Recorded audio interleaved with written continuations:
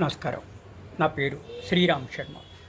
July 1 నుంచి దేశంలోని అన్ని రాష్ట్రాల్లోని face scan, thumb print, digital ID స్థిరాస్తుల అమ్మకాలు కొనుగోలులో తీసుకురాబోతున్నారు కంపల్సరిగా. ఈ చేంజెస్ దేశంలోని అన్ని రాష్ట్రాలు అమలుపరుస్తున్నాయి.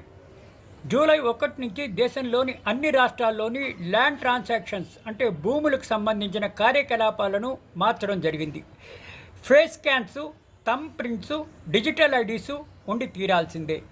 కొత్త రూల్స్ వల్ల ల్యాండ్స్ అమ్మకాలు కొనుగోలులోని సెక్యూరిటీ అంటే రక్షణ, ఫ్రాడ్ జరగకుండా ఉండడం, ఇల్లీగల్గా అమ్మకాలు కొనుగోలు కంట్రోల్ చేయడం లాంటివి జరుగుతాయి.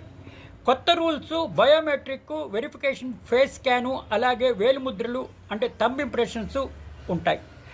డిజిటల్ ఐడి అంటే ఐడెంటిఫికేషన్ ఉంటాయి. ఇరుపక్షాలలో అటు అమ్మేవాళ్ళు ఇటు కొనేవాళ్ళు కూడా ఫోటోలు కానీ ఐడీలు కానీ ఉండి తీరాల్సిందే. ఈ మార్పులు ఇటు రెసిడెన్షియల్ ప్రాపర్టీసు, అటు కమర్షియల్ ప్రాపర్టీసు, ల్యాండ్ సేల్స్కి ఉంటాయి. ఈ మార్పులు జూలై 1, 2025 నుంచి స్టార్ట్ చేయబోతోంది రాష్ట్ర ప్రభుత్వాలు, అదేవిధంగా కేంద్ర ప్రభుత్వం కూడా.